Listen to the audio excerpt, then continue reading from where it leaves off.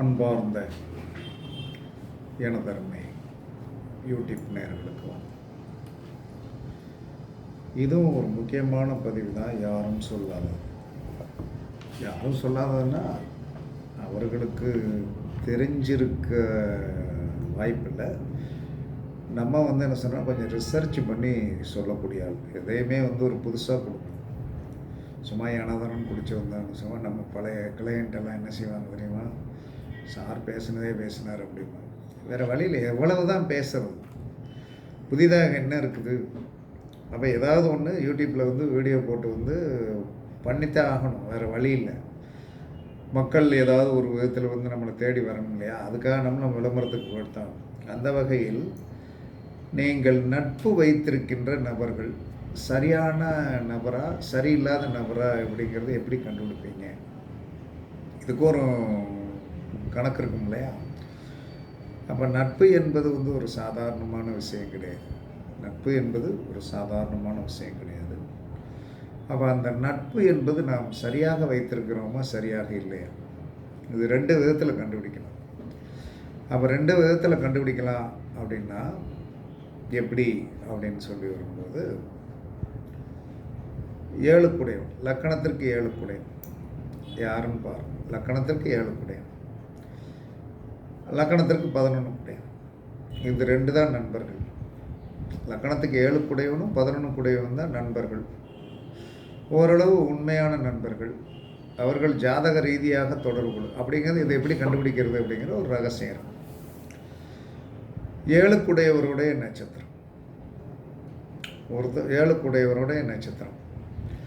அந்த 7 குடையவருடைய நட்சத்திரம் அப்படின்னு சொல்லி இப்போ ஒரு மேச ராசின்னு எடுத்துக்கிடுங்க. ஒருத்தர் மேச லக்கணத்துக்கு தான் போகணும், நீங்கள் ராசிக்கு போக வேண்டிய அவசியம் கிடையாது. அப்போ மேச லக்கணத்தில் போய் பிறந்த ஒருவர், அவருக்கு 7ஆம் பாவம் யாரு? ஒன்லி சுக்கிரன். 11ஆம் பாவம் யாரு? பதகாதிபதி. அதெல்லாம் நீங்கள் நினைக்க வேண்டாம். நட்பு வரும், இதுக்குள்ளே எப்படி வரும்னு சொல்கிறேன், நல்லா தெரிஞ்சுக்கிடுது. அப்போ 7ஆம் பாவத்திற்கு உண்டானவருடைய நட்சத்திரம் என்ன? இப்போ மேச லக்கணத்தில் போய் பிறந்தவருக்கு பரணி நட்சத்திரம். அங்கே போய் என்ன சொல்லலான்னா 11 குடையவர். 11 குடையவர் சனி. அப்போ இந்த 7 குடையவருடைய கொலிக்கு ஒருத்தர் இருக்கான். பரணி நட்சத்திரத்துடைய கொலிக்கு யார் அப்படின்னா செவ்வாயுடைய நட்சத்திரங்கள், சுக்கிரனுடைய நட்சத்திரங்கள், செவ்வாயுடைய நட்சத்திரங்கள், சுக்கிரனுடைய நட்சத்திரங்கள், சனியுடைய நட்சத்திரங்கள் ஃபுல்லாகவே இவருடைய வாழ்க்கையில் இவருடைய வாழ்க்கையில் தொடர்பில் இருப்பார்கள். என்ன காரணம் அப்படின்னா, செவ்வாய் 7 குடையவன் பரணி. அதாவது உதாரண ஜாதகம் நீங்கள் கணக்கெடுத்துக்கிடுங்க. 7 குடையவன் சுக்கிரன் அப்படிங்கும்போது சுக்கிரனுக்கு உண்டான நட்சத்திரம் என்னது? பரணி.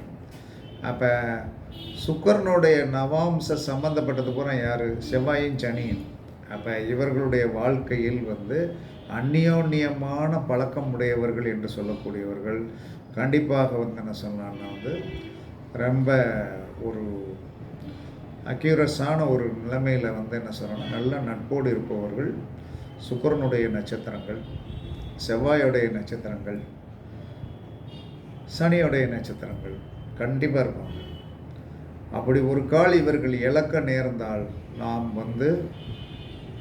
சூழ்நிலையாலும் சந்தர்ப்பத்தாலும் இழந்து விட்டோமே, நாம் வேறு காலமெல்லாம் அந்த மாதிரி ஒரு நட்பு இனிமேல் வராது என்று சொல்லக்கூடிய ஒரு அளவில் என்ன சொன்னான்னா, அந்த நட்பு நட்பாக இருந்த காலம் ஒரு பொற்காலகமாக இருக்கும். அப்போ எல்லாமே இதை தெரிஞ்சு வச்சுக்கணும். சும்மா இயற்கை தேவையில்லாத ஒன்றை நமக்கு கொடுக்காது, தேவையில்லாத கேட்டாலும் கொடுக்காது. ஏன்னா இது ஒரு 27 வருஷ ஆராய்ச்சியில் என்னுடைய லக்கணம் துலாம். 7 குடையவர் யார்? 7 குடையவர் செவ்வாய். அப்போ செவ்வாயுடைய நட்சத்திரங்கள், சுக்கிரனுடைய நட்சத்திரங்கள், அதற்கடுத்து என்ன சனியோடைய நட்சத்திரங்கள். அப்போ செவ்வாயுடைய நட்சத்திரங்கள் அப்படின்னு சொல்லி வரும்போது ரொம்ப அந்யோன்யமாக அமைப்பு உள்ளது. சனியோடைய நட்சத்திரத்தில் ஏதாவது ஒன்று வாழ்க்கையில் தொடர்பில் இருந்துகிட்டே இருக்கும். அது நல்ல நட்பாக இருக்கும், எடுத்துக்காட்டான நட்பாக இருக்கும். இது ஆணாகவும் இருக்கலாம், பெண்ணாகவும் இருக்கலாம். 11 குடையவன் யார்? 11 குடையவன் யார் அப்படின்னா உங்களுக்கு சூரியன். அப்போ சூரியனுடைய நட்சத்திரங்களும் ராகுவுடைய நட்சத்திரங்களும், சூரியனுடைய நட்சத்திரங்கள், ராகுவுடைய நட்சத்திரங்கள், புதனுடைய நட்சத்திரம். அப்போ இவர்களும் உங்களுடைய தொடர்பில் கண்டிப்பாக உள்ளே இருப்பாங்க, பிரியத்தோடு இருப்பாங்க, நல்லாவே இருப்பாங்க. எனக்கெல்லாம் சூரியனுடைய நட்சத்திரத்தில் நண்பர்கள் எல்லாமே இருக்கிறாங்க, நல்ல கிளையண்ட் இருக்காங்க, நம்ம மேலே ரொம்ப அக்கறையாக இருப்பாங்க. புதனுடைய நட்சத்திரத்தில் போய் பிறந்தவர்களும் அக்கறையாக இருப்பாங்க. அதற்கடுத்து என்ன சொல்கிறாங்கன்னா ராகுவோடைய நட்சத்திரத்தில் போய் பிறந்தவங்க ரொம்ப அக்கறையாக இருப்பாங்க. காரணம், இந்த 6 நட்சத்திரங்கள் தான் நம்ம வாழ்க்கையில் சுற்றி உள்ளேயும் வரும், வெளியவும் போகும், உள்ளேயும் வரும். இது நாம் புரிஞ்சுக்கிட்டோம்னா நம்ம ஒரு நட்பை எப்படி செயலாக்க முடியும். சரி சார், இந்த 6 நட்சத்திரங்கள் தான், சில பேருக்கு என்ன சொல்லலாம்னா 3 நட்சத்திரங்கள் தான் வரும். ஆனால் அதே நட்சத்திர தோஷமுடைய நபர்கள் இருப்பாங்க இல்லையா? இப்போ மேச லக்கணத்துக்கு சொன்னேன் இல்லையா? மேச லக்கணத்திற்கு 7 கூடையவர் என்று சொல்லக்கூடியவர் சுக்கிரன். சுக்கிரனுடைய தோஷமுடையவர்களும், அதுக்கடுத்து சனி சொன்னேன் இல்லையா? சனியோடைய தோஷமுடையவர்களும், அதற்கடுத்து என்ன சொன்னான்னா செவ்வாயுடைய தோஷமுடைய நட்சத்திரக்காரர்களும் இவர்களோடு தொடர்பில் வந்துடுவாங்க. அதற்கடுத்து ரிஷப லக்கணம், துலா லக்கணம்.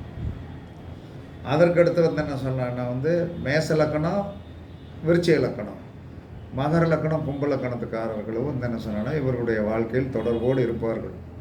இதெல்லாம் சத்தியமான உண்மை. அதில் எந்தவித மாற்று கருத்துமே கிடையாது. ஏன்னா இப்போ ஒருத்தர் என்ன சொன்னோன்னா, நமக்கு என்னுடைய அமைப்புக்கு என்ன சொன்னோன்னா ராகு சம்மந்தப்படணும். அப்போ ராகுவுடைய தோஷமுடைய நட்சத்திரம் கால் கட்டியில் உட்காந்துருக்கும், இருக்கும், அடித்து விரட்டினாலும் போகாது. ஏன்னா அதுதான் பந்தம்.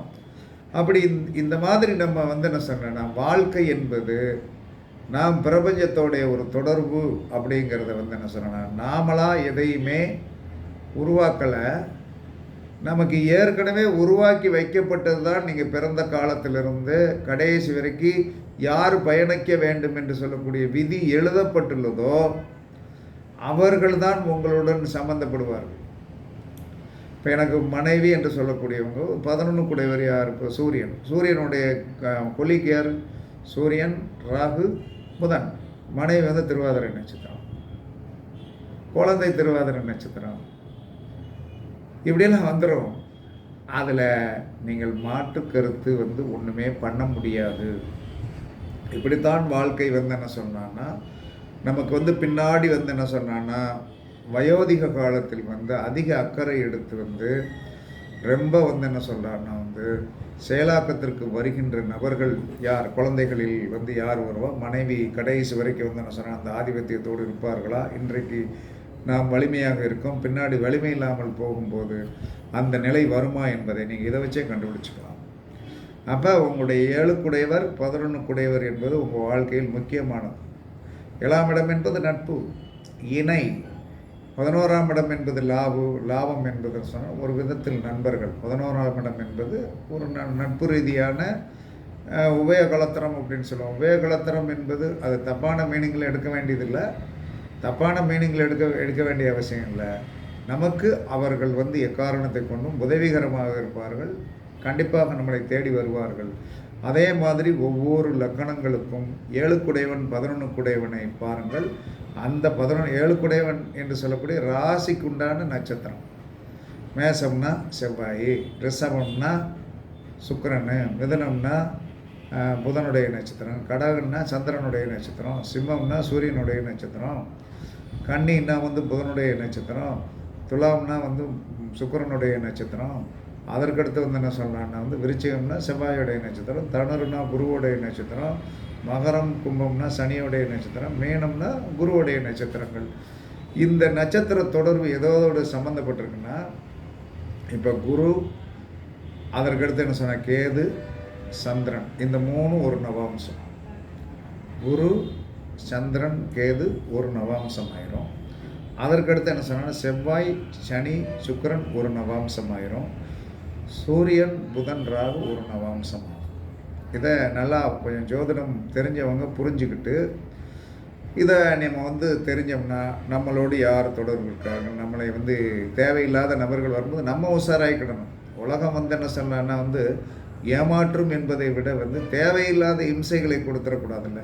தேவையில்லாத ஒரு இம்சைகளை நமக்கு கொடுத்துடக்கூடாது.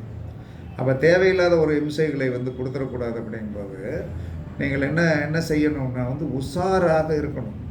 இப்போ ஒரு குழந்தையே என்ன சொல்லணும்னா ஒரு நட்பு ரீதியாக ஒரு பழகுதுக்கு காலேஜ் ஸ்கூல் டேஸில் இருக்குன்னா அந்த குழந்தைக்கு சப்போர்ட்டிவாக அந்த பழகிற நபர் இருப்பாரா அல்லது இருக்க மாட்டாரா, காலவாரி விடுவாரா என்பதை நீங்கள் இதை வச்சு உங்களுடைய குழந்தையுடைய இலக்கணம் 7 குடையவன் 11 குடையவன்.